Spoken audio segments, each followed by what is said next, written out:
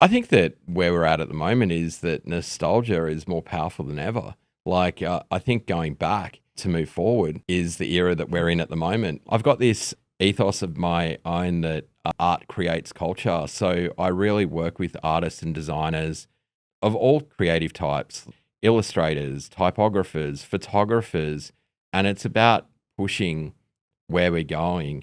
I don't think that where I've landed is by accident. I think it's just years and years of persistence. I did the Daniel Johns exhibition, Past, Present, and Future Never, and we showcased his school report. And so I looked at it, and it essentially said that if Daniel applied himself more, he could be in a better position. And I'm looking at it, and then I found the ARIA chart of him and Silverchair being number one, and I placed it next to each other in the exhibition. And if anyone picked up on that, it's hilarious.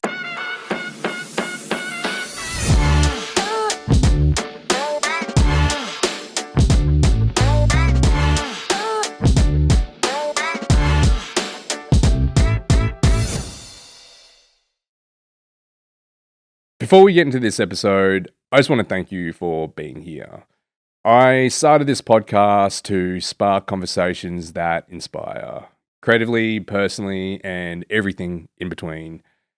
So if you'd like to support that mission, the best way is to hit that subscribe or follow button wherever you're watching or listening to this.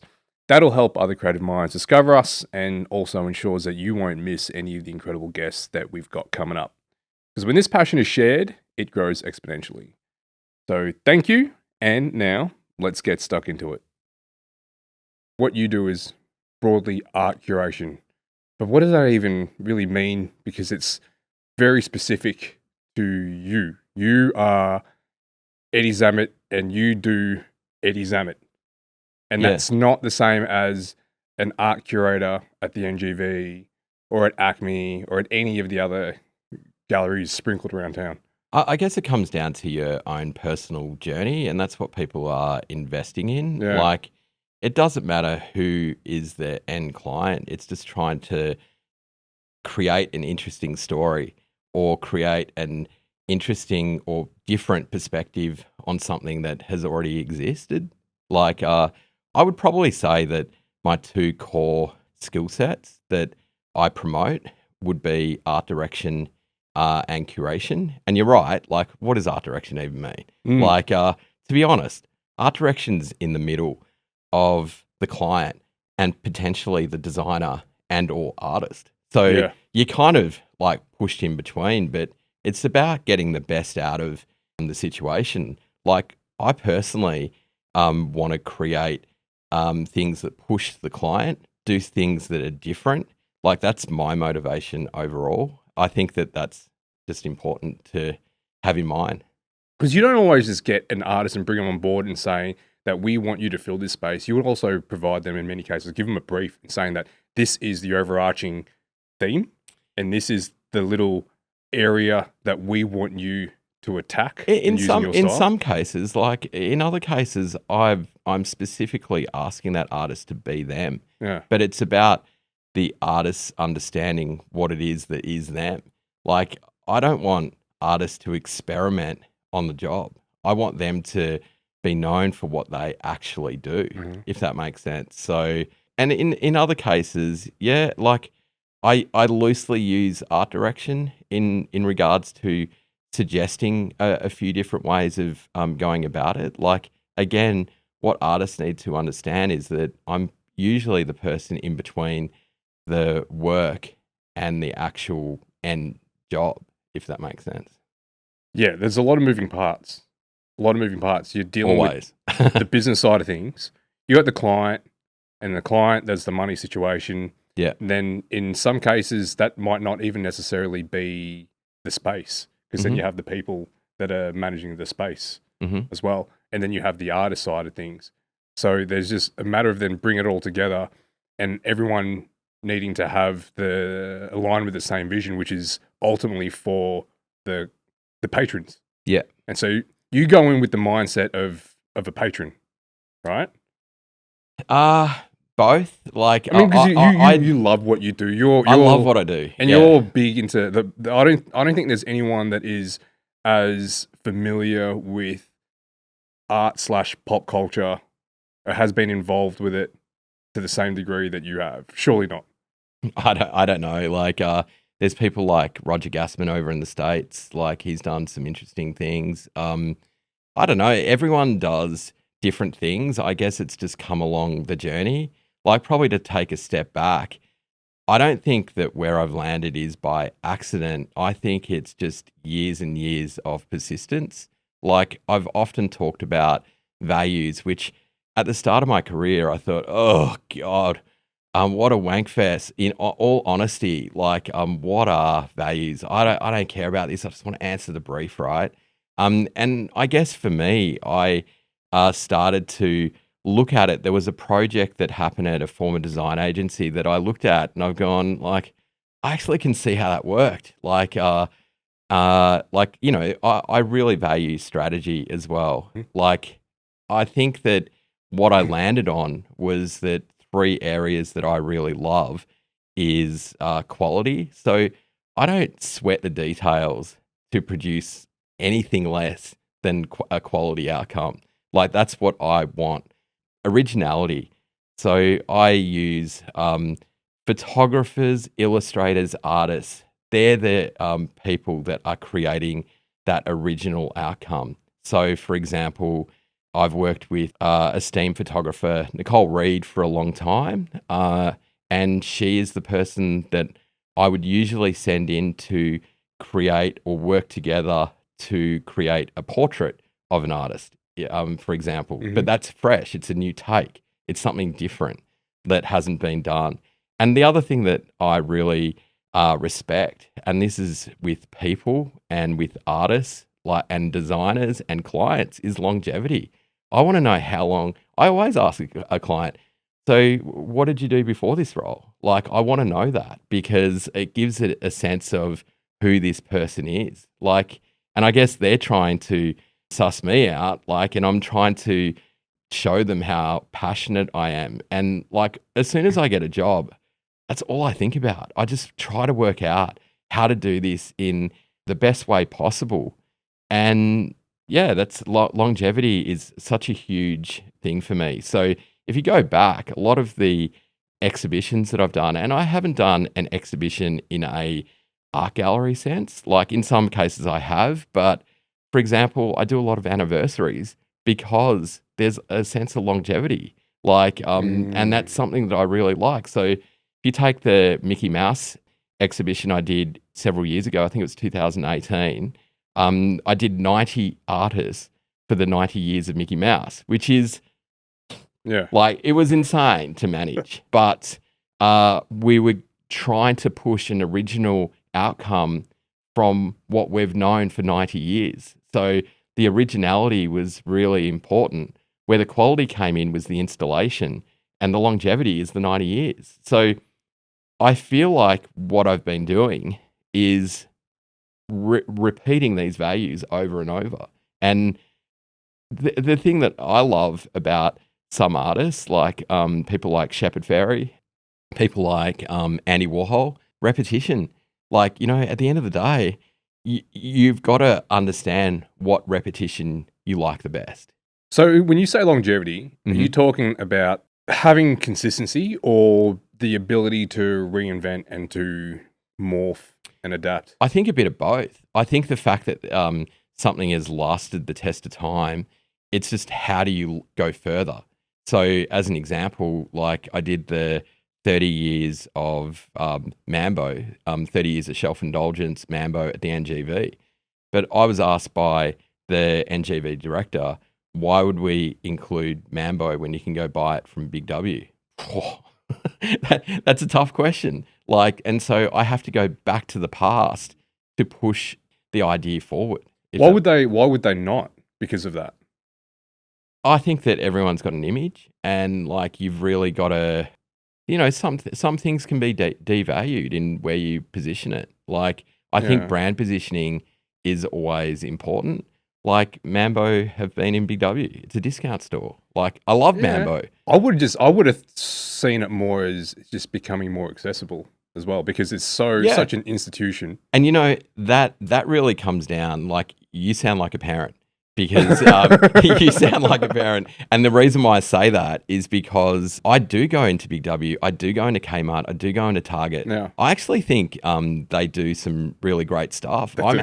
I'm actually as interested in that kind of thing as in high end things as well. Like I think it's real. Like I'm interested in culture.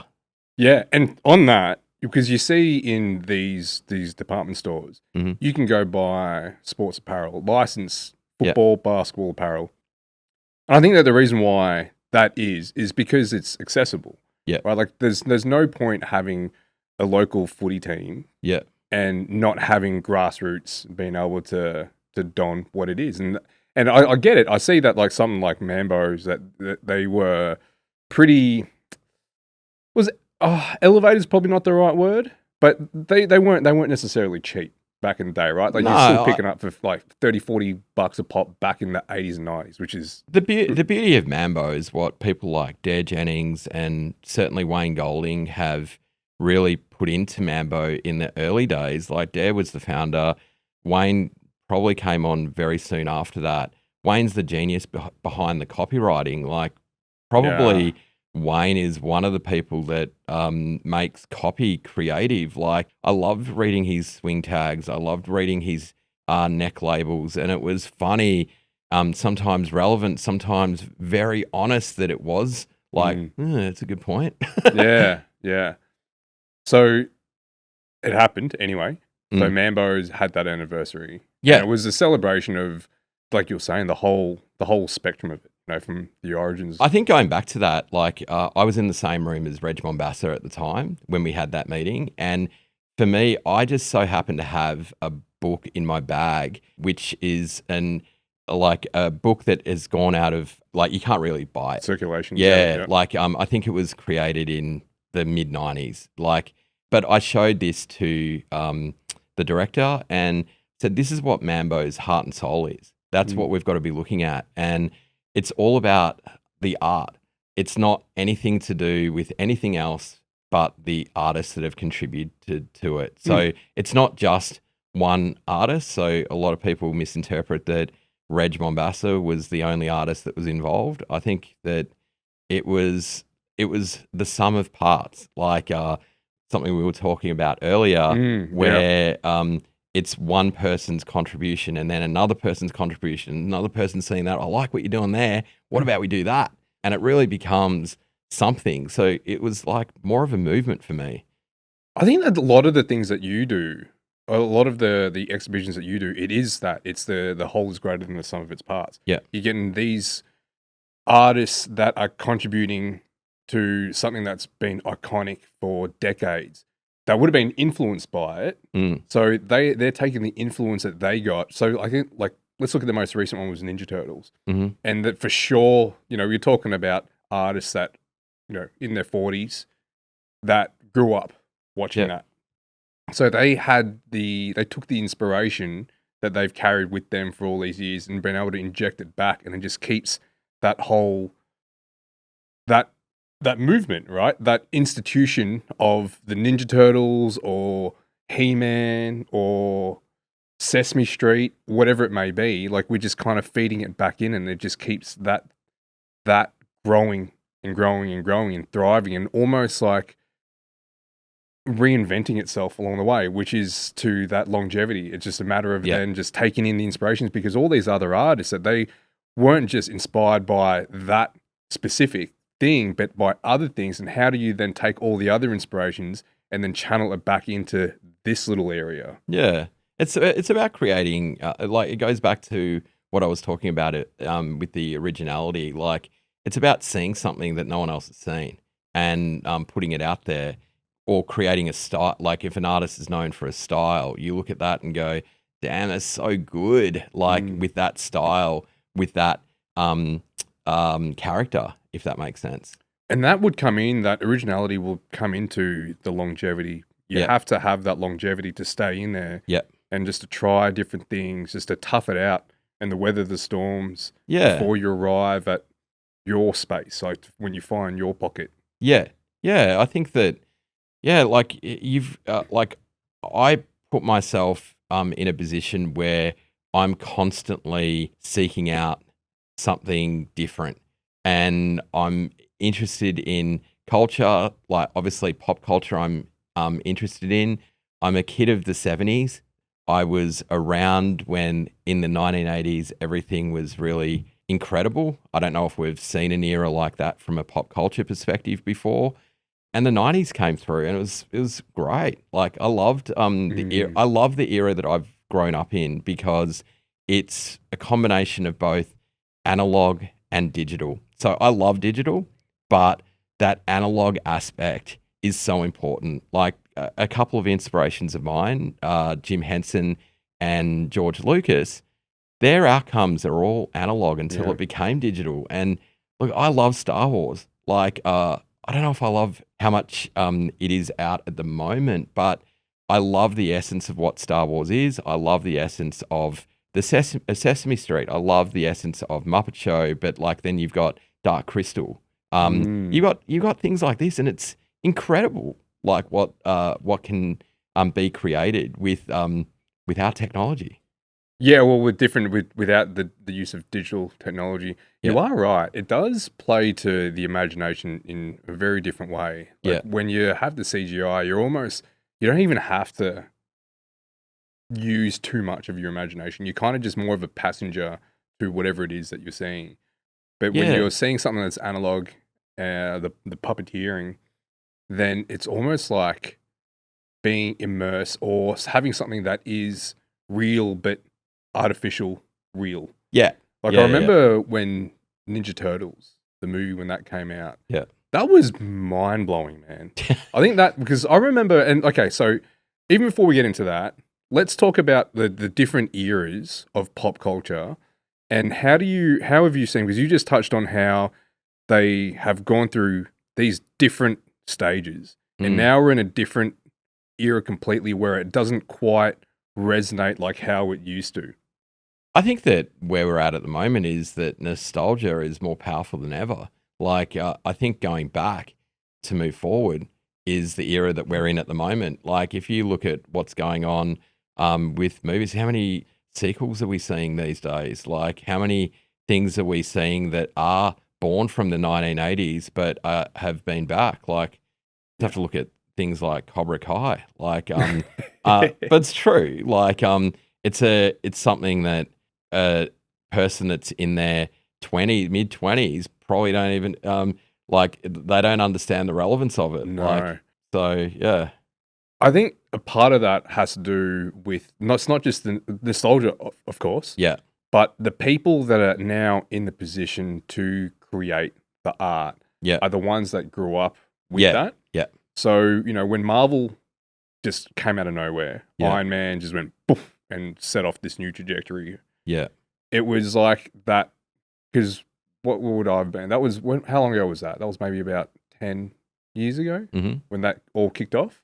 Yeah, probably about 15. Like, Oh, really? Yeah, Okay. but 15. We'll call it that, right? Yeah, yeah. So it would have just been that the creative minds behind pop culture Yeah.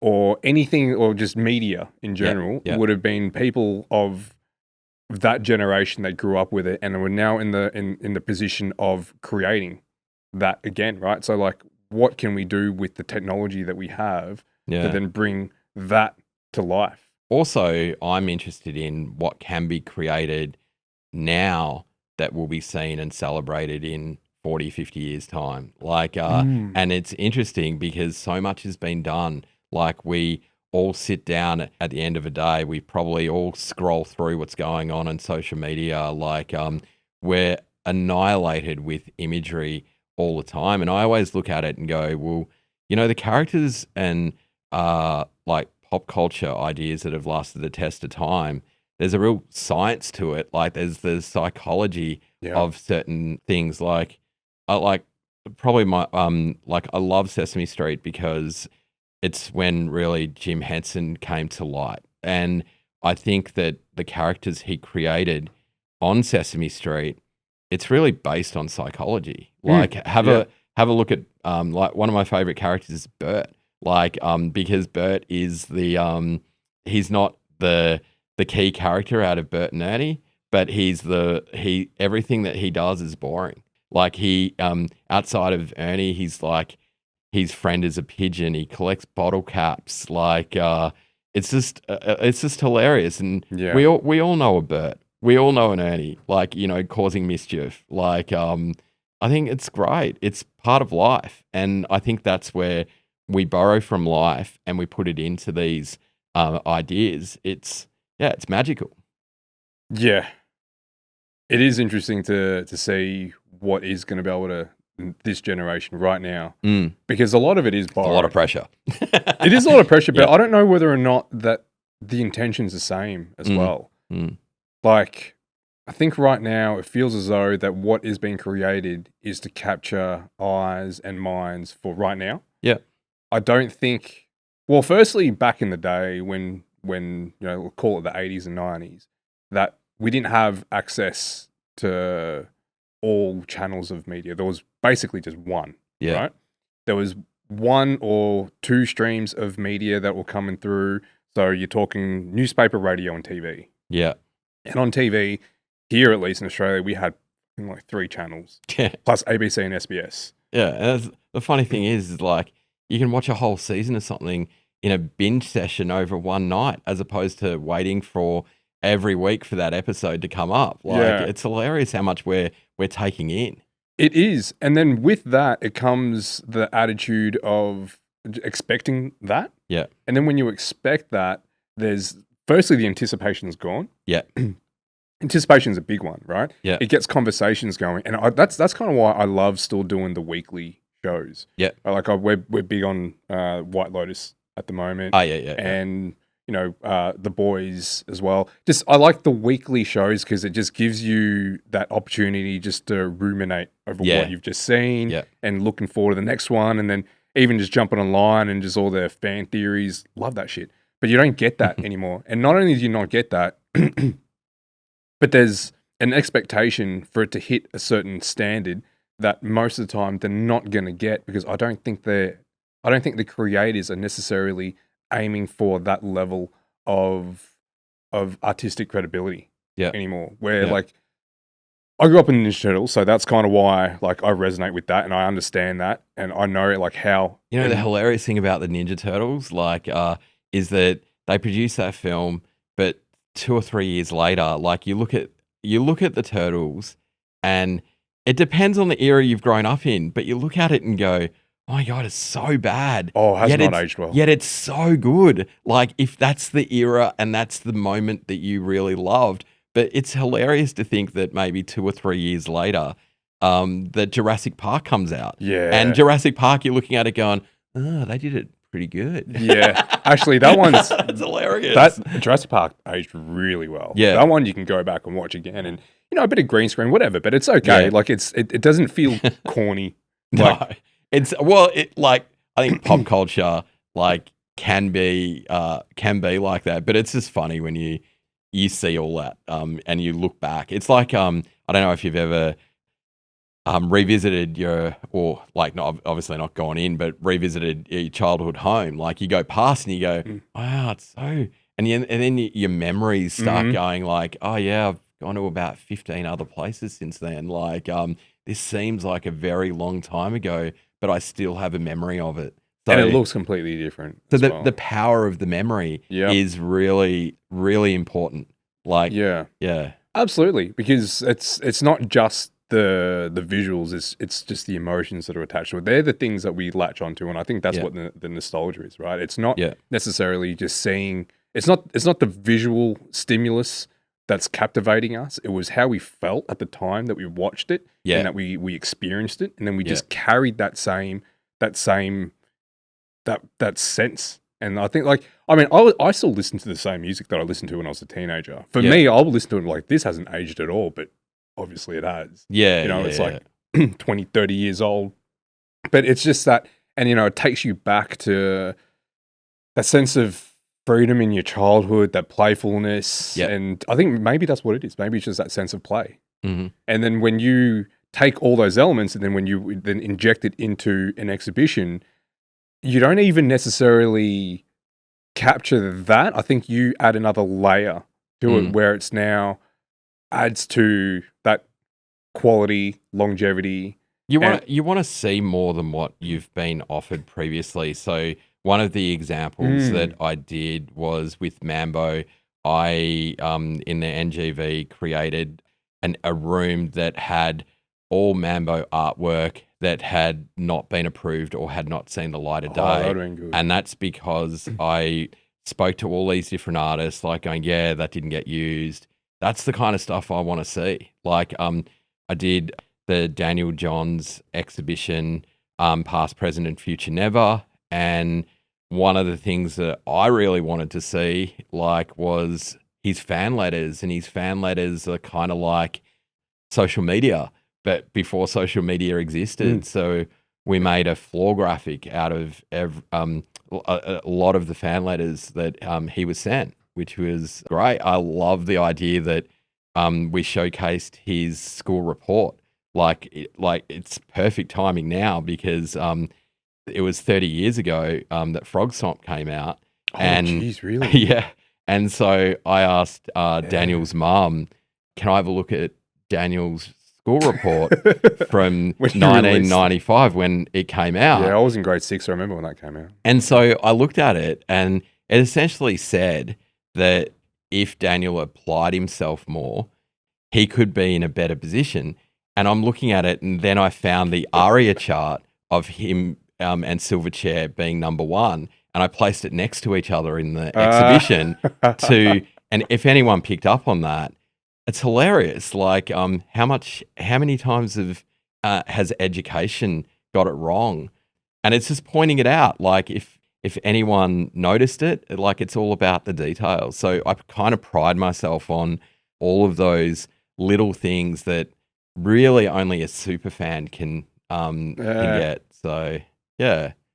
So you're borrowing from the nostalgia and getting them into a space already anticipating to ruminate with that, and then you're just adding to that with this new layers. Where even, like, for example, the He-Man exhibition, remember seeing that and thinking this translates to He-Man now, but wouldn't be recognizable as He-Man. Well, so that's why, like, I'm always trying to up the game. Like, I'd love to be given all the money in the world to create a crazy project, but there's always a limit. I've been fortunate enough to meet a guy called Dennis Kafkas who owns Lobo's Collectibles, and he really, like, when I walked into his store, if you've, like, it's worth going to see it. It's on St. George's Road in Thornbury.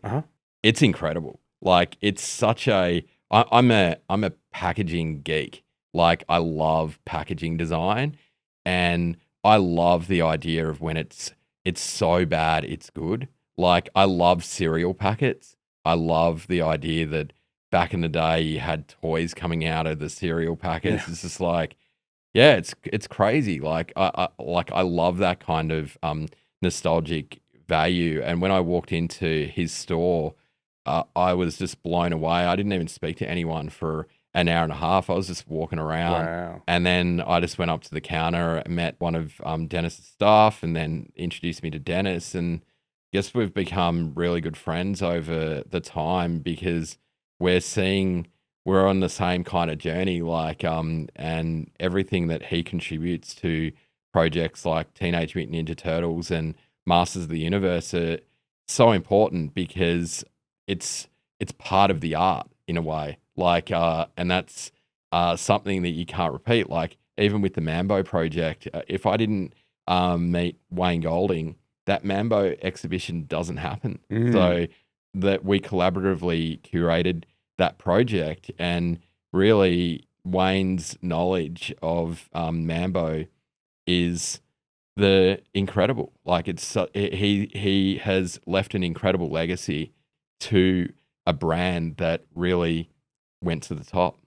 I guess, like, you're right that a lot of these brands Mm. or these icons, Mm-hmm. there's like, it's not just the one thing, Mm. right? Like Mambo there's an essence to it. And like when you say Mambos, I don't even think of one particular icon or image Mm. that comes to mind. There's a sense of, you get an overall overarching idea of what it looks like Mm. and what it looks like at a time and a place. I think it's the closest brand that we've seen, or certainly in my generation, that really showcases how cool Australia is. Like, Yeah. and I think Australia's really hard to make cool to the rest of the world. Like, we've been living in this cycle of Crocodile Dundee since whenever that film came Yeah, out, dude. and that's what the rest of the world think we're like. And like, and look, one thing I do love, I love Steve Irwin's enthusiasm. Mm. I love it. Like, he loves what he does, and it's great. But I always think about, like, where is Australia going, and what's our identity, and how can we push this further? Like, weirdly, I was watching the opening ceremony to the Paris Olympics, Mhm. and then I'm like looking at it, going, "Oh, this is pretty cool." Like, art, culture, all of this kind of stuff with sport. Like, going, "Hey, like, how would this translate?" And then they have Celine Dion come on at the closing ceremony on the Eiffel Tower. And my first thought in my head went to, what is Australia going to do? What is Australia going to do in 2032? How do you top that? Bluey. Bluey. Bluey's great. Like, Bluey, I love Bluey. I love it so much. Again, it sounds like you're a parent. Yeah. Because like Bluey is just something that translates so well to kids and to adults. yeah. Yeah, and it is funny. Have you noticed how, like, all of these pop culture television shows or movies, they're kind of getting a bit of both. So it has to appeal to kids, has to appeal to adults. Adults are the ones with money. Like, kids are going along for the ride, nagging you to get whatever figurine. Like, Yeah. and it's a cycle. Yeah, no, but you're right. It is interesting to hear, like, to see what they're going to do with that, because Australian culture is a tough one. It's a tough one to nail, because it's a melting pot of borrowed elements from various cultures that don't necessarily work entirely well in a cohesive unit. I think it's trying to, like, we know Australia is cool. Australia is amazing. I love Australia. I love Melbourne. It's trying to translate that to people overseas. Like, Mhm. I've traveled the world multiple times, and like, it is funny the conversations that you get in about, oh, what's Australia like, and Yeah. things like that. I do think that we have been Americanized. Like, we're very Americanized in what we're into. I like things like Mambo, because it's Australian. It's so Australian. Like, it doesn't really make sense over in the States. Like, Yeah, the humor is different. yeah, but we've got an incredible sense of humor. Like Kath and Kim, and from what I could see, Kath and Kim was done over in the States, and it didn't translate well. It's No. like maybe The Office, and it worked in both ways. Like, I don't know if it worked in Australia. Like, it's different. Oh, the Australian version? Yeah. Yeah, I don't know. Yeah.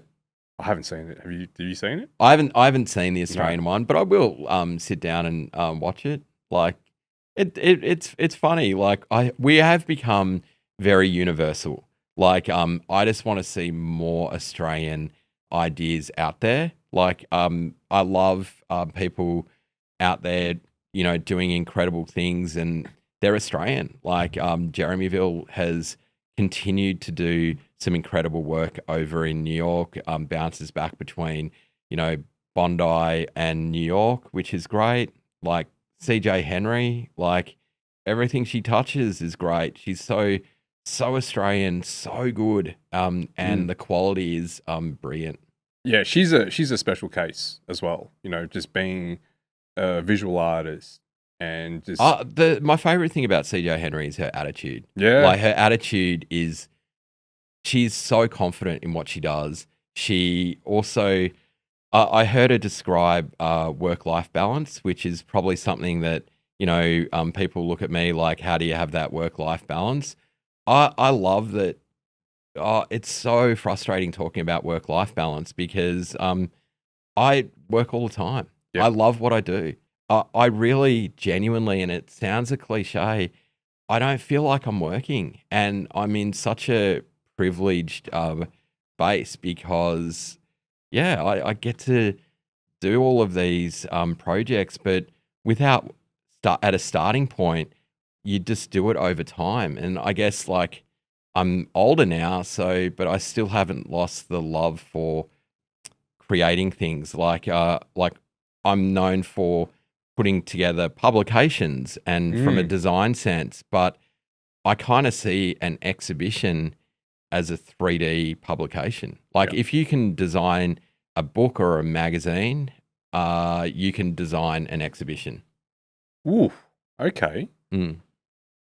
all right. I can maybe because you have done both. Maybe, but I went straight into it. Like, I think it's about understanding design principles. Like, it's Mhm. funny. Like, Yeah, I think that if you have a graphic design background, you can break off into lots of avenues. And I have a graphic design background, and I have been able to push it to different perspectives. yeah, and it could just be a matter of then just taking in different ingredients Yeah. because when you're working with curating a space, Mm. then you're having to consider that experience, that the movement Yeah. of it, right? Like, how are you going to? Because I've been in so many exhibitions where, like, it just doesn't make sense how we're expected to navigate through this. Like, the storytelling component doesn't work well with the layout, for Mm. example. I, How? I got to a point when I don't know when it was. Like it must have been my mid-20s, maybe even younger than that. Like I just the exhibitions bored me. Like there was nothing that was enticing for me. I wondered when, it was called the National Gallery of Victoria, how many Renaissance shows are we going to see? Like how many Winter Masters are we going to see in our lifetime? And not to dismiss that art form, but it's like I think that we've had to get to that point where you need to push the idea like further and try harder. And you know, I don't know if I like the term immersive, but I guess it's just trying to create something that is interesting. What is it that makes that magical, like that subject matter? Like whether it be Mambo, whether it be the Screaming Hand, whether Mhm. it be Masters of the Universe. Right. So it's a matter of then capturing that essence and seeing how you can create. It is an experience. Yeah, That's what it is. yeah, Immersive, I guess, like, it is. It has to be, right? Like, the yeah. whole idea is to draw you into the art and to I make guess the you. thing I don't like about it is that it just gets thrown around willy nilly these days. It's just Yeah, like, oh god, here yeah. we go. It's a bit of a buzzword. Yeah, yeah, yeah. But I see your point, man, because there are a lot of exhibitions that are showcasing previous works, Hmm. works that we've been celebrating for decades, Yep. and they're And showcased. not to dismiss them either. Like No, I mean they've set a point in time, hmm and beyond that is how is it's the legacy, right? And hmm we've learnt and evolved through that, but they're not really being shown in any other way other than the way that they were created then. yeah, And I think that, like, and I'm going to assume you're going to agree, but the the experience that you have, or the domain, the form in which you experience that piece of art, really dictates how that piece of art is going to be received. mm, And if it's going to be done in the same way, on the same walls, in a very monotonous avenue that you have to kind of meander through, then it's not really giving us more than what we've already felt and experienced over the last, mm, you know, 40, 50, 60, 100 plus years. yeah. So that's a good point. So are you suggesting that we try to reinvent the way we experience the work, or do we now start showcasing works that have come from that? Like when you experience something, then you're taking that within yourself, and then you're now creating something new from that. Mm. So is it a matter of showing it in a different light, or showing the works that have been born from those things? You know, maybe I'd take a step back. Like many, many, many years ago, like I did a thing called IBL, which is part of Swinburne, where you go out and do industry-based learning. Mhm. And, you know, I had a bit of an adventure with that whole idea. And then I came across a creative director called Rob Belgiovanni, and he actually said to me, you know, the best ideas, like he said, if you come to me in 10 years' time and say, and show me 10 good ideas in your folio, I'll hire you on the spot. And I think that is such a good way of thinking, because it's about the ideas that you present. And the other thing that really got me, and it gets me to think about exhibitions as well, is come up with a topic and show a for and against of it, like any topic. Mhm. Like it could be, let's say, drugs. Like obviously, why are drugs not good for you? Then you'd create a campaign. Why are drugs good for you? Like and you create that as well. And this is just a private little thing, and it's just a way of pushing ideas further, because there's a for and against to everything. Everything, yeah. Like and it's just about how you can push these ideas further, but also like balance that technology with analog. Like make it an interesting story. Also create something that is new, like that people haven't seen. That's just something that I'm very interested in. I want to see something that people haven't seen before. When you say like something that people haven't seen, now, like how radical are these ideas meant to be? I don't think that it needs to be radical. It's just like no different to no one had seen Daniel's fan letters. Like, why would you see his fan letters? Ah. Like it's just an insight. I personally think it's an insight to what he had been dealing with. Like, in terms of he's you know, the lead singer of Silverchair, and you read the fan letters going, wow, there's some you know, it's the for and against. Like I'm sure he got as much hate as he did love. Like and it's that for and against thing that really strikes me, is like, let the viewer make their decision. So it doesn't have an exact answer. That's interesting. So it's a Yeah. matter of just showing more of the picture. Yeah, I visited Reg Mombasa. One of the first questions I asked him when I did was what he didn't get approved by Mambo. And there's obviously lots of sketchbooks. But when you go through these sketchbooks, they're incredible. Yeah. Like, they're incredible now. So why, like, I look at this and go, if I was Mambo, why wouldn't you go to Reg Mombasa right now and buy those sketchbooks? Because that's the essence of that brand.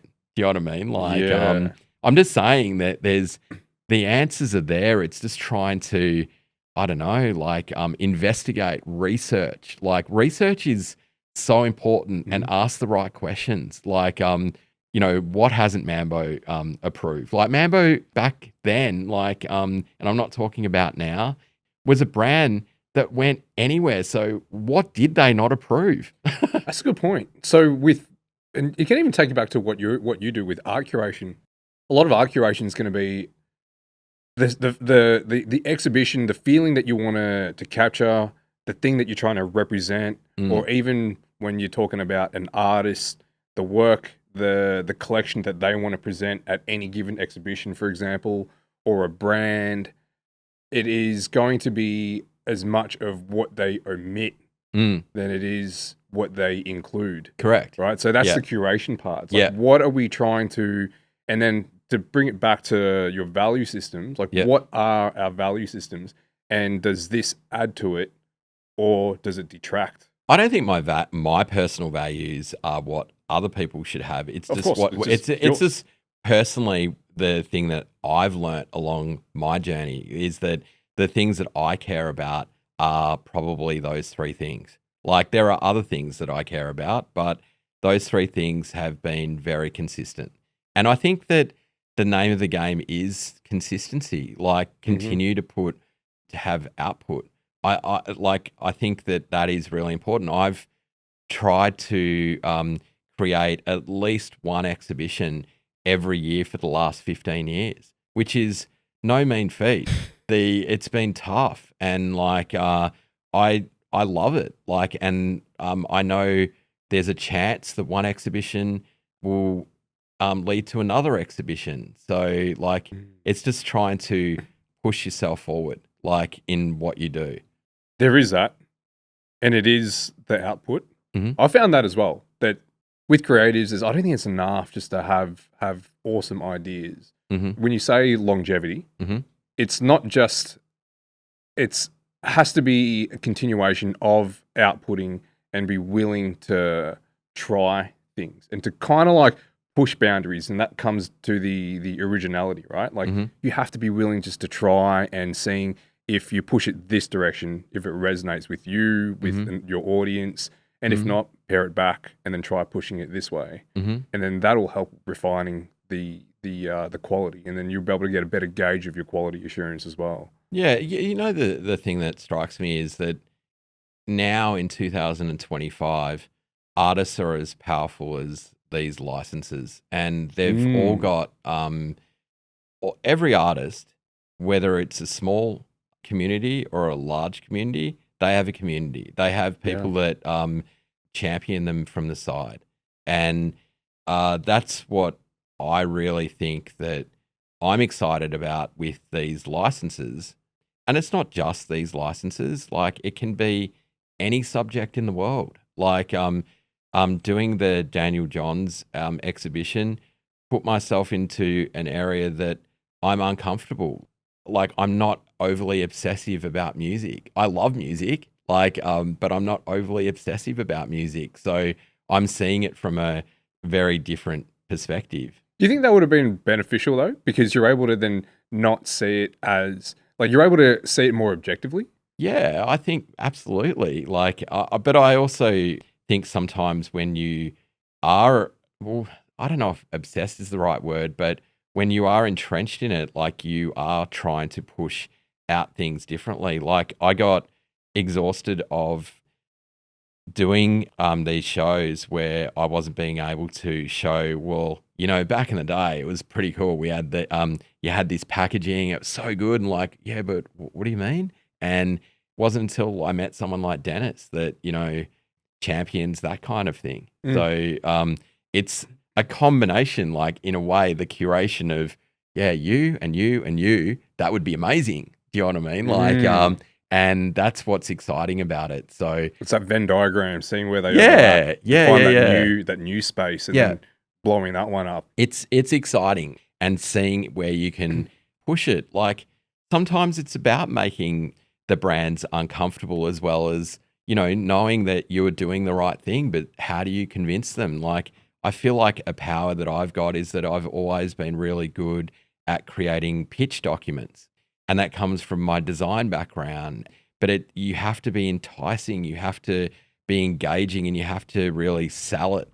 To do the project we did for Hello Kitty's 50th Mm. anniversary at Chadston, essentially, like I convinced multiple stakeholders to do a 9 meter high tag in the middle of a luxury mall. And I loved it. It was great because, like, when are you going to get away with that? It's how much you get away with. And it's not even about how much you get away with. You don't want to be deceitful to these clients. You want to make sure that you're pushing it to the point where that was pretty cool. Yeah, and I don't know if you've recognized or given yourself enough credit to how to your role in, when you say pushing the boundaries, just to keeping this creative culture moving and growing and moving in these certain directions. Because I think it's one thing to have these individual artists going out and trying their own thing, but it can start to get a little bit almost chaotic, and there could be some disarray with where the overarching narrative of our culture, and this also comes back down to when we were talking about Australian culture. Even if there is such a thing, is there such a thing? And if there is such a thing, like how is it being curated? What are the terms that fit within this culture, and what are the things that live outside of it? You know, like anything can fit within it, but there's nothing that is saying that's curating it. So when you have these projects, you're able to then find these overlaps and blow them up, and all of a sudden now what didn't exist is now at the forefront, and is where this now pop culture or this particular aesthetic is moving.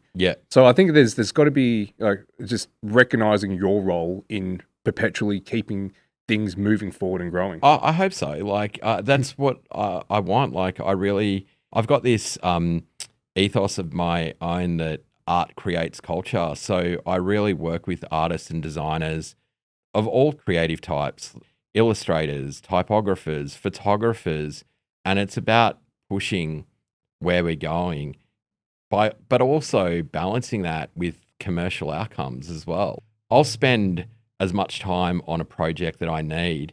I'm not looking at always the financial outcome. You've got to be hungry to keep moving. And one opportunity leads to another opportunity. I always look at, and probably something that people don't see, is that I always see the opportunity for a project that you sweat over like months, maybe years. I use it as an opportunity for a showroom. So I use that time whilst it's open to take people in, to then be able to push that idea forward in what that person is trying to achieve, if that makes sense. Why wouldn't you? My favorite part of the process is the documentation. So I get great satisfaction out of getting the documentation, because years, a decade after it's been done, that actually existed and you actually got away with it. And the fact is, most of the things are a pain in the ass. Like when you're in the crux of that moment. I got to go back to 2011, where I was asked to do a project on Cockatoo Island, which is in the middle of the biggest island in the middle of the Sydney Harbour. I got about 1,000 t-shirts on that island, and everything about that project was painful. Everything. But I look back and look at some of the photos, one photo in particular, and I just go, you know what, it was worth it because of that. That's the satisfaction. You know, that's something that we don't really give enough credit to as well, right? Whenever we have these real tough moments and they just suck. And the fact that you're there is like, not document it, because I want to be able to go back and reflect. And then when you're given the time and the space where you're no longer feeling that anxiousness or that angst, you're out of that moment, right? That moment has passed. That whole situation has finished. You can look back at those moments fondly, and it's a completely different feeling. You remember how you felt in that moment, but you don't feel that anymore. You look back at it fondly even. And some projects work, some projects don't work, but overall, it's the sum of parts, exactly what you were mentioning. I think that's what you've got to keep an eye on. I personally don't think it's about what you earn on a particular job. It's what you earn in a month. It's what you earn in a year. It's that kind of thing. Do you know what I mean? You've got to see it. You've got to be flexible, but you've also got to believe in what you do. So I do believe in what I do. I know I've got the persistence to keep going, and I just want to be able to convince clients to invest further, to be able to make it even more incredible. Money does make the world go around. In order to go from here to here, outside of the talent, outside of what you do, it's just trying to push it forward and also put Australia on the map. Is there much convincing needed, or is it just the clients that come to you, they already know what to expect? They already have this. Not all clients do. Like they might have heard. It's pretty impossible to showcase everything I do. And I guess I was saying to you that I've been developing these show reels and I've even divided these show reels, and it's something that has taken quite a long time to put together. It's like putting a coffee table book of your stuff, and it's just trying to, balance it out. And yeah, it's getting the documentation, but I usually like for example, last year for Chadston, like I literally showed a show reel on my phone to the client. Like and I think that it definitely comes down to sometimes reputation, but it sometimes comes down to meeting the exact right person that you need to meet, and they need to see how passionate you are.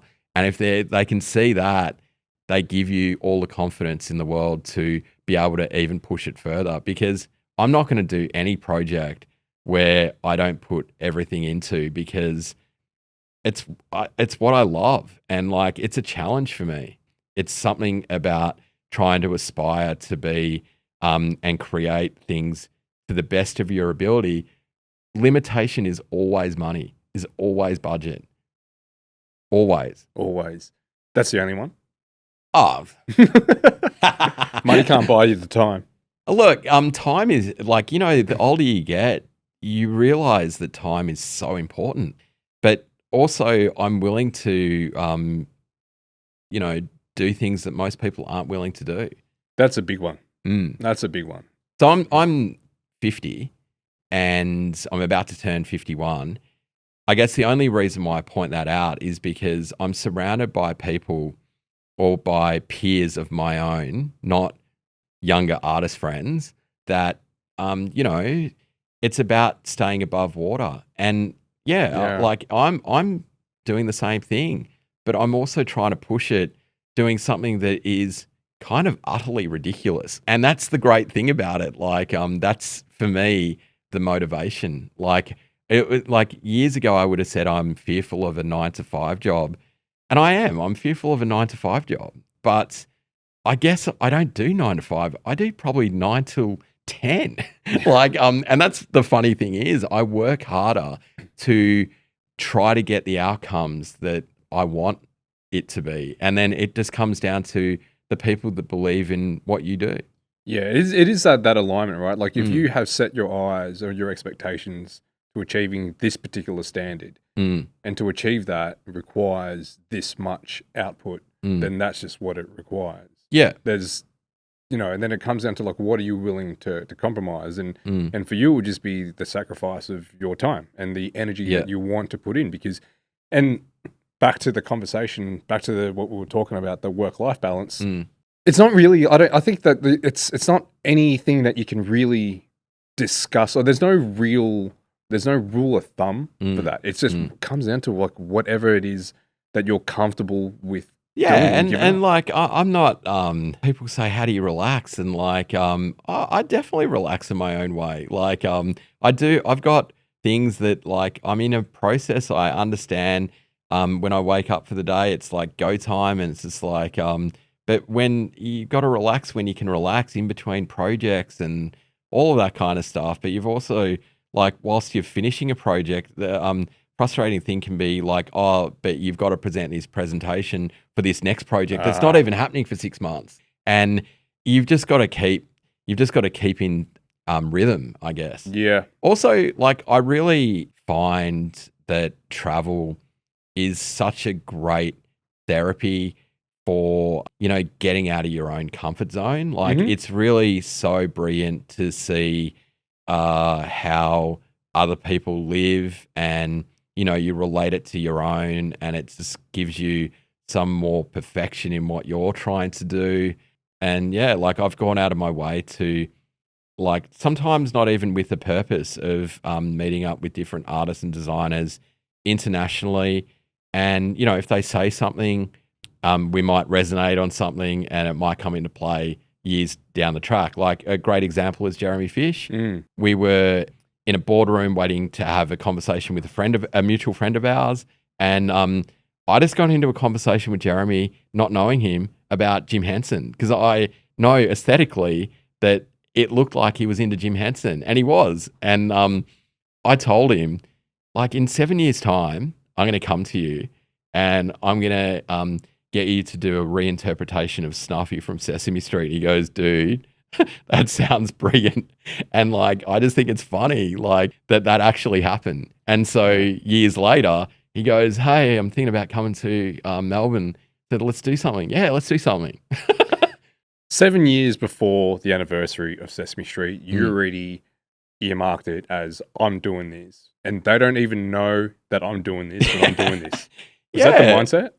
I think it's persistence. Like, I think it's just, some things that will never happen, but like other things is that if you don't have a starting point, where are you going? And I think that, you've just got to, I've got the persistence. I've got the theories. I've got the energy, and like, I just like the idea of, biding my time. Okay, go. Let's. This is what we go from there. So was there ever going to, if not for that inspiration and that motivation, would a Sesame Street exhibition have eventuated if not for you getting that ball rolling? I think it's also how much you love something, and I loved. It wasn't Sesame Street; it was Jim Henson, and what Jim Henson has given the world should never be underrated, because he still lives on in what he does. Like, it's incredible. Like, I had the privilege of meeting Carol Spinney, who is the original puppeteer for Big Bird and Oscar the Grouch. And what an incredible human he is. Like, if you ever get the chance to watch I Am Big Bird, it's incredible. Like, it's heartfelt. It's also similar, like an philosophy. Like, it's about persistence. The longer you do something, the more of an expert you become. Yeah. Like, so it's about, keep working at it. How many people do you know have said that they'll do something and they don't? Oh, like every single one of them at some point. I'm guilty of that myself. So it's not always just about talent. Mm-hmm. Like, right. it's as much to do with the persistence you've got. And like, dude, that's what I was saying. It's the action, right? Like, it is always going to come down to the action. Yeah. And that's the thing that's going to get, it's going to get the needle moving. And like, we all get dealt cards in life. It's just about how you play those cards. And you've just also got to keep believing in what you do. The attitude is like, that's the thing that is the most appealing to me about artists that I watch. And I give a great example of CJ Henry, because it's not necessarily what she's creating, it's her attitude. Mm-hmm. It's refreshing. Yeah, I was listening to another podcast, and they were talking about how when you express to someone else that this is what I'm going to do, when you put it out there in the world, you will then start to receive validation for having, for almost like, good on you for making that choice to do that. Yeah. And that in itself is, it can, we feel a sense of accomplishment without actually having done anything that we have said that we're going to do. But the fact that we are already receiving the positive affirmations from it, it makes us feel as though that we have already accomplished something. So for some people, it does encourage and motivate them to continue. But for a lot of people, that's just enough for them. It's also like, you have as much losses as you have wins. And like, I certainly know that I've had a lot of output, but there's a lot of losses along the way. Like, there's some projects that I wish had happened. I know it would have worked, but you just can't get it across the line, no matter how much you persist. But it probably drives you further to just keep on the same track. Yeah. Yeah, just something wasn't aligned. Well, for whatever reason it may be. It could just be, the client just didn't see the same vision as you. whatever it may be, but there's still Mm. something that you could have taken away from that, right? Yeah. And then Yeah. and it could just be an idea or a concept that it just wasn't the time for it. Yeah. You know, like that the thing that you're injecting into it would probably be better served in a future project where you can really have that level of acceptance from Yeah. all the people involved. Yeah. And that's Yeah. where it Yeah. can really flourish. So it could just be that, Yep. really. Yeah. It was funny. I was listening to, like, obviously listen to what you do. Like, someone that strikes me that has, been very consistent in what he does is Kevin Gold, Mhm. like Oh, Onos. yeah. But what I like yeah. about what he's done is that he's strategically chosen something that probably not a lot of art people are that interested in, and that's sport. Like, and he's Ooh. stayed the test of time. Obviously, sport has had a thing, but in Australia, there's a real divide between sport and art. I think the basketball thing that he does, like, it's credit to him, and he's obviously been doing really well. Like, Basketball's a unique one. I say unique because it's had a lot of influence outside of the sports domain. yeah, Yeah, if you look at other creative expressions, mm, music, it's heavily influenced music. mm, Mostly, largely hip hop music. mm, Fashion, that's obvious, mm, right? With sneakers and apparel. mm, Photography is another one.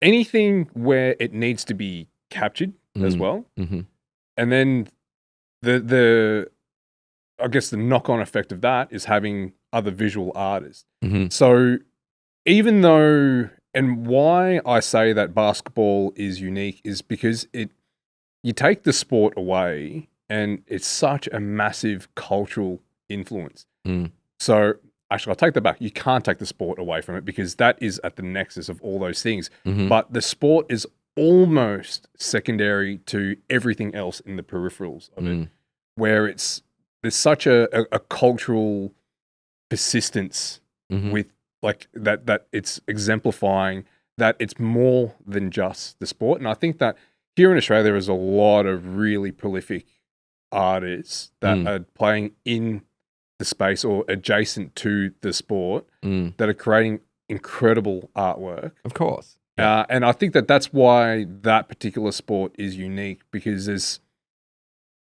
I can't quite put my finger, even I like As- recently homies have done that thing The for the footy with AFL. AFL? Yeah. Yep. See- And again, AFL is something that really has not been pushed. And it's still kind of, like, hate to say it, kind of boganware. Like, I kind of like what homies have done because it's just something that is different. Like, and he's pushed it to a degree that I think would satisfy a fair portion of fans that haven't been satisfied with what's out there. Absolutely, Yeah. absolutely. Because he's just leaning at Marcus, that is. He's leaning into the things that he loves, right? He's obviously big into fashion, loves his footy, bring the two of them together. So much like what you do, you take a bit of this, a bit of that, find where that overlap is, and then push it out there. And now that they have created something where you're like, it looks great. I think it's awesome. I don't care much about footy, but I look at that, it's like, I could wear that. Yeah. But then he's created this new thing and it looks so original. Yeah.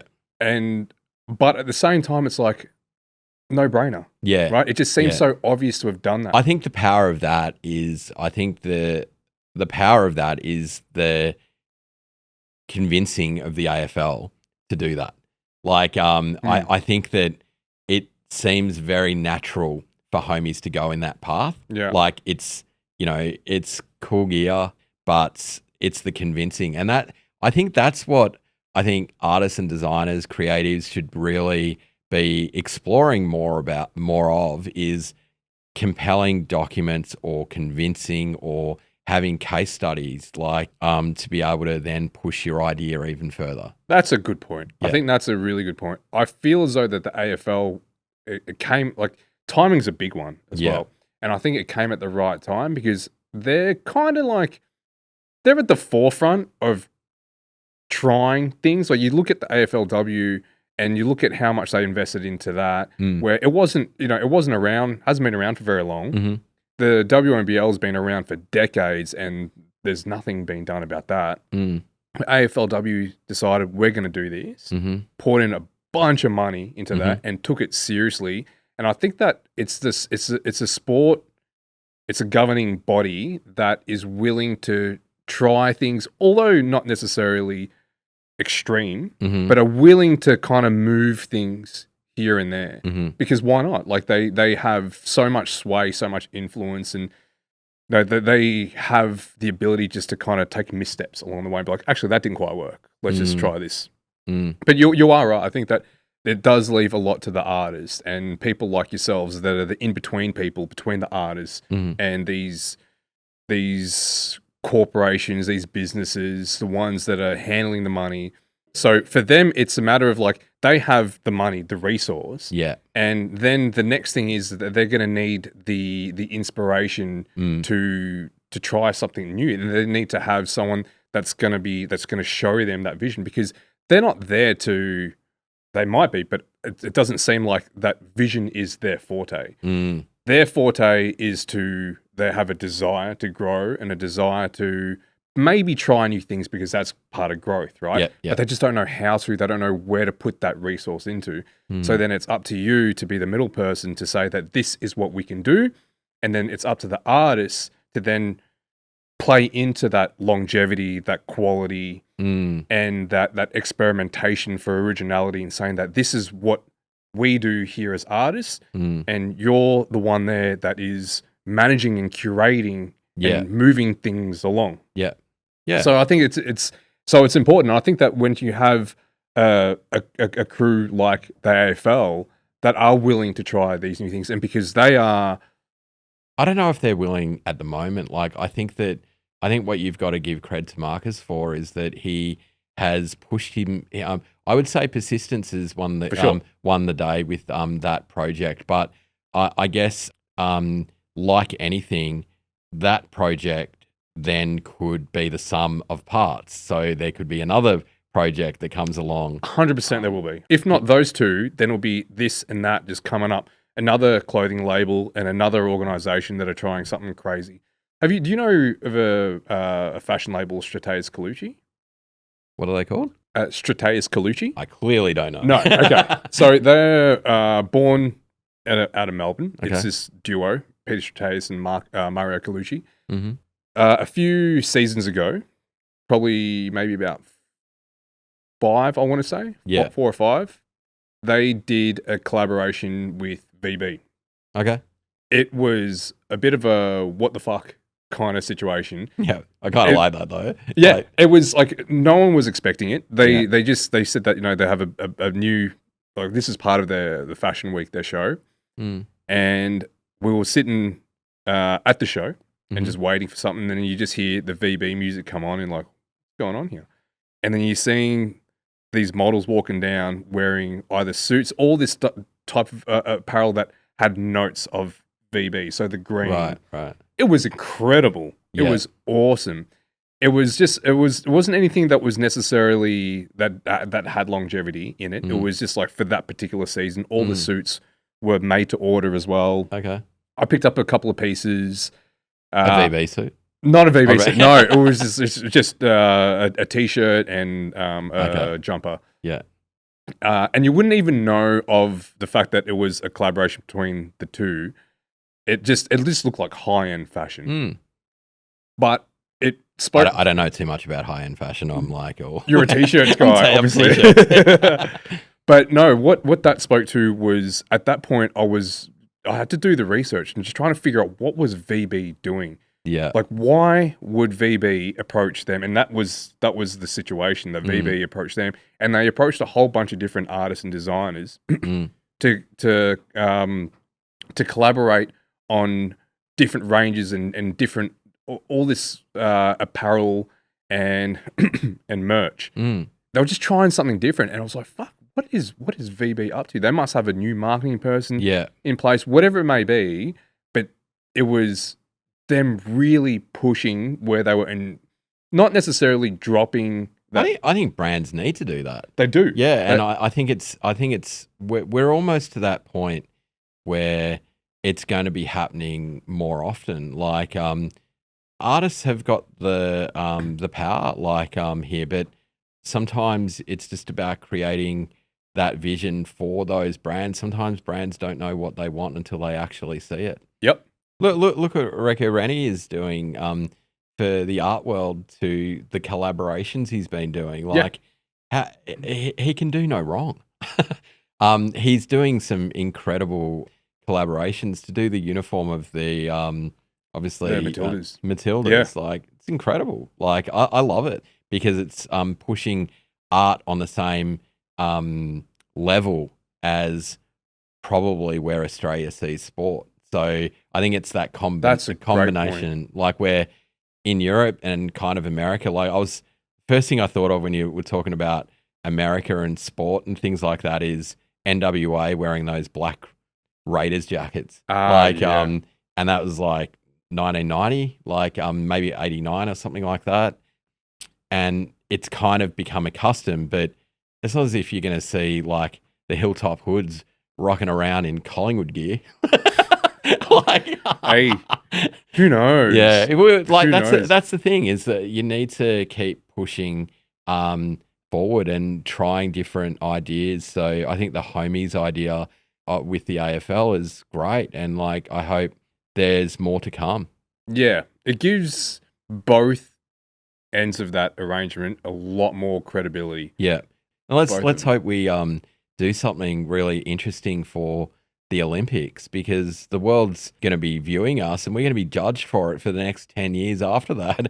And we know, like, being an Australian, like, I'm assuming we all love Australia. I love Australia, but we want to be seen as image is a lot. Like, image is a lot for, all the artists that I deal with in different ways. Like, sure.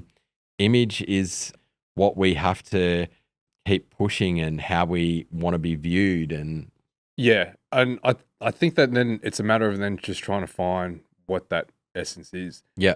Like, it could be awesome or it could just be an absolute disaster. Mm.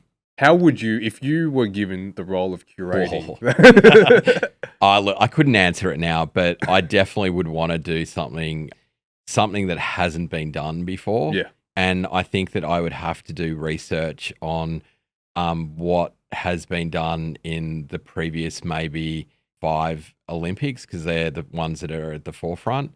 Like, I don't know. I think this LA one is going to be bonkers. It will be, and that's what we're coming after. That's what the concern is. Mm-hmm. So, but that's where there's like some gold there. Like, there's got to be something that you can lean on. I just don't want Australia to look like, what?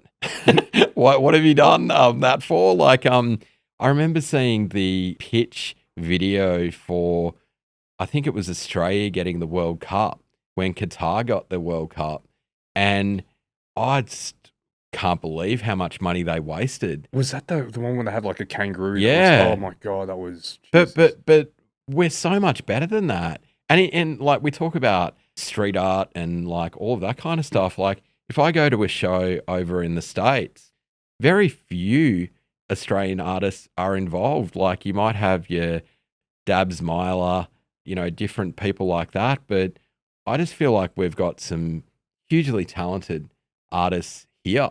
Like, I think the focus is soon going to be Australia, if it hasn't already. And I definitely think that we push things and we innovate things better than a lot of countries. So, in what way? Okay, I think Sneaker Freaker. Okay. I think it's funny that someone from Melbourne has created something, and it's probably globally known. Yeah.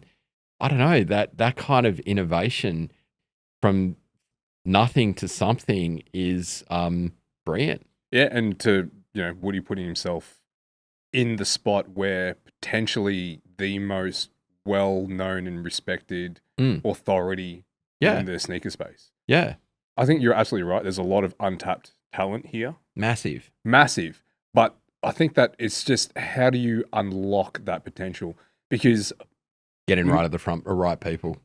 It takes time, right? Because there's this sense that, we take a lot of influence from America, largely, mostly, actually, I would say, in terms of Creative Expressions as a whole, we're Mhm. taking a lot because they're the ones that are pushing boundaries in several areas. They're the ones that have a massive entertainment industry, Mm. massive sporting Yeah, yeah, industry. yeah. So we're taking a lot of what they're putting out. Yep. As they set the bar, it gives us the opportunity to recognize, okay, that's where the bar is. That's how high it is. Yeah. Let's push boundaries and keep going. So when you were saying like with Kev, Mhm. now he is in the mix of things with them over there. So he recognizes what the standard is and then is able to find his own identity while also using that level of competition to kind of like elevate himself. Mhm. So then I think it's just a matter of time where we're going to almost get to a point where like we reach adolescence and we're like, we're now growing up Mhm. and we can just stand on our own 2 feet.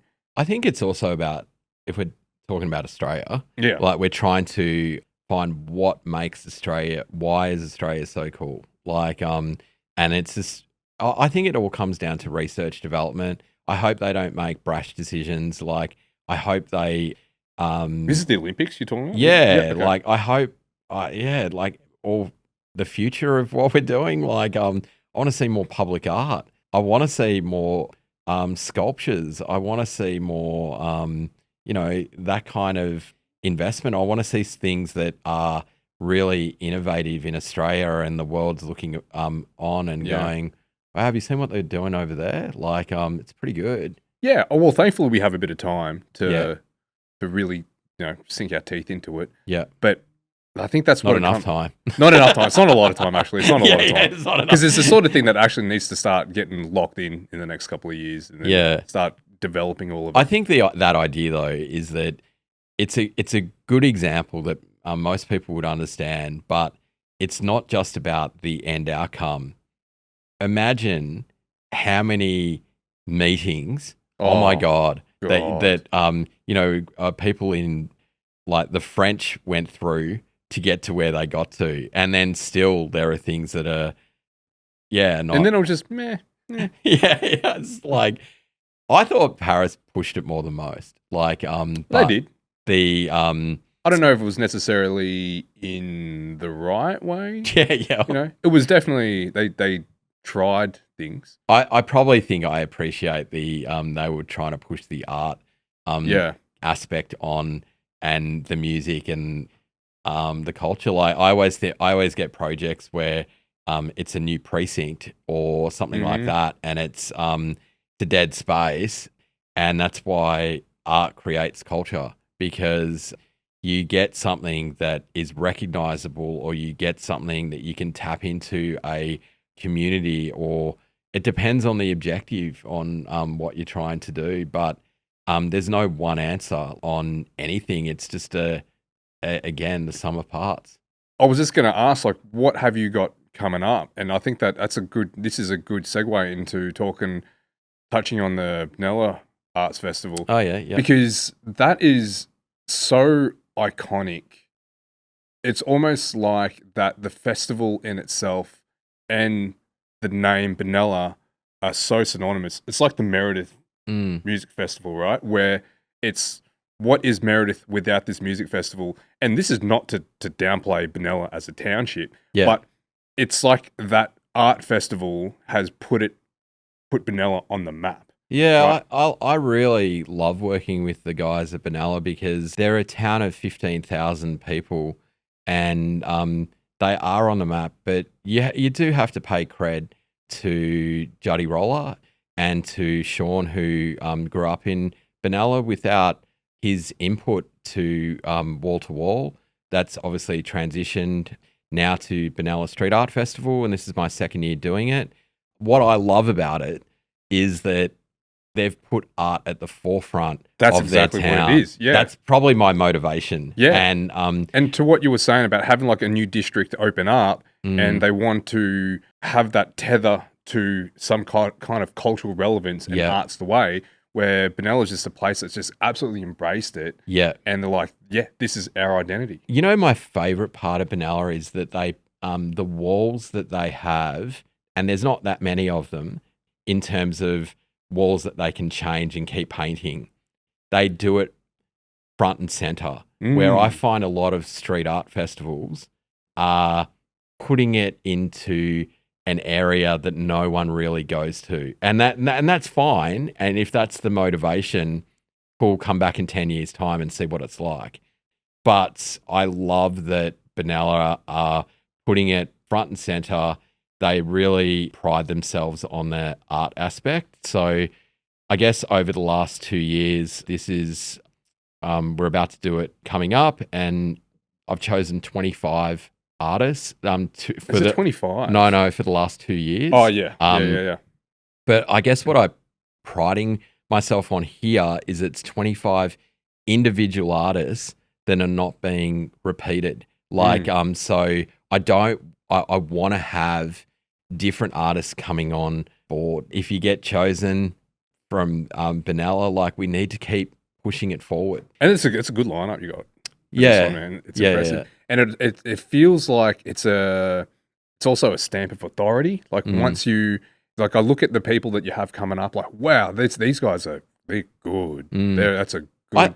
I gotta say, I think people like Adnate and Drez, who are on the lineup, they're brilliant. I guess the point of difference that I've put in is that, why don't you guys do a collaboration? And they've never done a collaboration. That's pretty cool. I think that'll work well together. Yeah, so their styles marry up nicely. That's where the original aspect comes in. So that's where, like, I realise that Adnate gets picked for most street art festivals, but you've also got to look at the way that it works. Like, Adnate's pretty much the mayor of Benalla these days. Like, they love him up there. I've also tried to provide Benalla a point of difference. I have chosen artists very specifically that are not portrait artists. And other than Adnate? So out of the 10 artists that are coming on board this year, 1 or 2 of them can and might paint portraits, but a lot of it is abstract art, which I personally think is refreshing for that area. I'm not saying that you should do it all the time. I'm just saying for that area, Silo Country, the start of Silo Country, where portraits are everywhere. Like, and I understand how portraits happen in silos. I just want to see something different. Like, I think in order to keep moving forward, you do need to try things that are different. It is the value that art brings to our culture and society is very much underestimated. And I think a big part of it is just how we narrowly view what art is. I think when people think art, or it could just be my bias, the natural inclination is to think a piece of painting hanging up on a wall in a gallery space specifically, but it transcends that in so many ways. So many ways. So many ways, yeah. And all those little things contribute back to this one thing. So the whole is greater than the sum of its parts. Yeah. Actually, that's what I was going to say about artists is that, artists should not be looking at stuff that how much you pay charge an hour, or how much do you charge per square meter, or how much do you charge per mural. You know what artists need to be looking at is, what's your profile? Your profile is really important.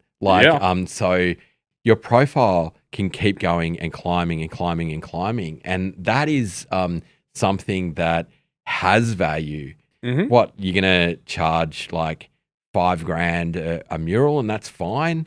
But what I'm saying is that the higher you go, the better. Like, Drez is super impressive. Like, he's 31.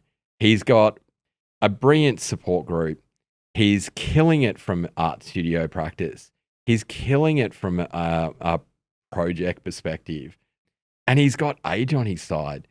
Age when it's such demanding on-site hours. Like, I think painting walls is, you need to have a sense of look after your health. It's about that balance of like, as soon as we haven't got that aspiration to do the biggest wall known to mankind, we are going to have to take it into the studio, but you do it in unison. Like, good. Doing in unison, yeah. I guess that there is a very strategic element. Yes. And that was something that I spoke with with Ed about as well. It's just that strategy and how you strategize. And even with Tom, we touched on how important and significant your brand is. Yeah. Like a screen print of Campbell's soup isn't really worth much until it's done by Andy Warhol. Yeah. And then now it's priceless. Also, like Tom's a great point. Like, I've only actually worked with Tom once, like obviously well aware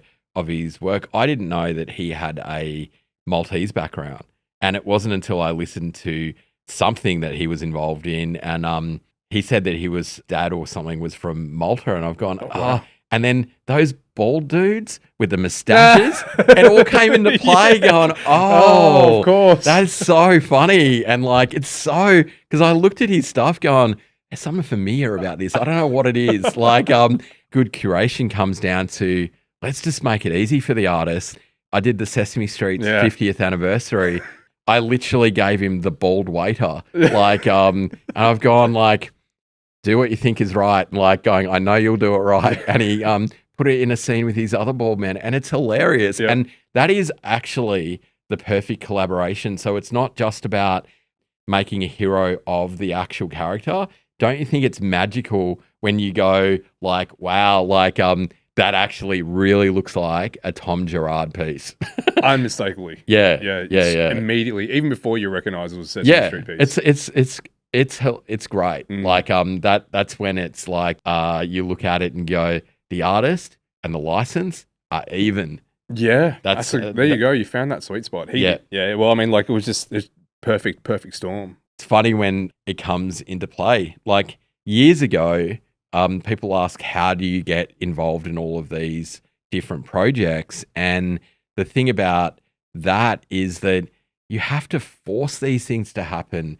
If I go back to when I first did a project like, the kind of exhibitions that you've seen over the last 5-6 years, I have to go back to Sesame Street. But I found someone and they said to me, like, guess who we've got the license for? And I've gone, I don't know, Sesame Street. So how do you know that? And I've gone, because you know I like Sesame Street. So I'm thinking, you know Sesame Street. And I've gone, hey, do you reckon it's possible to get on the set of Sesame Street? And they've looked at it going, you have got absolutely no chance of getting on the set of Sesame Street. I've gone, okay. And they said, well, I'll introduce you to the agent of the guys that create or look after the brand here in Australia. And so I did a pitch, came across awesome lady, Di, and still work with her to this very day.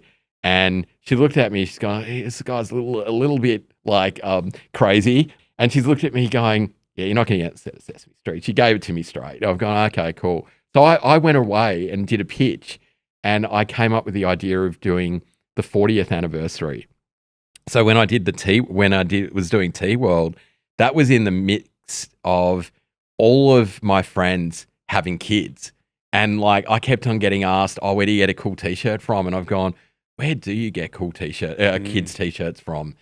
And then I thought, well, why don't I just make a hero of the whole Sesame Street thing? Because it's like back from a nostalgic point of view.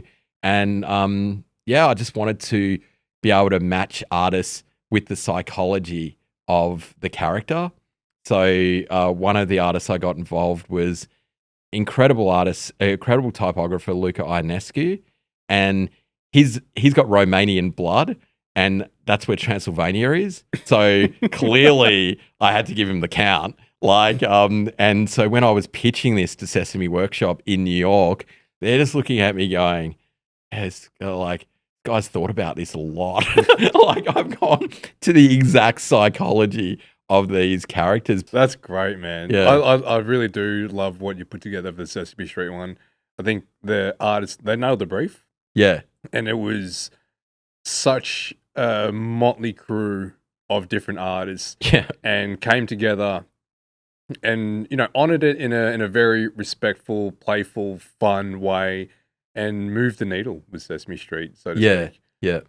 But dude, I'm super excited for what you have ahead. I love the passion. I love what you're doing for the community and the people that you have brought into this fold.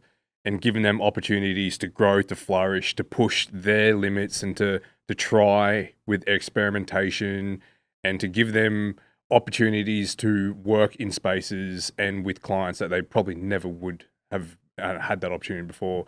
So I think, man, what you have been doing for the last couple of decades is incredible, and I think that, you know, just your presence within the scene is only going to help push and cultivate creativity more and more. Oh, cool. So, dude, thank you so much for jumping on, No sharing your story, sharing your insight, sharing the wisdom. Loved it, man. Thank you very much. Thank you very much.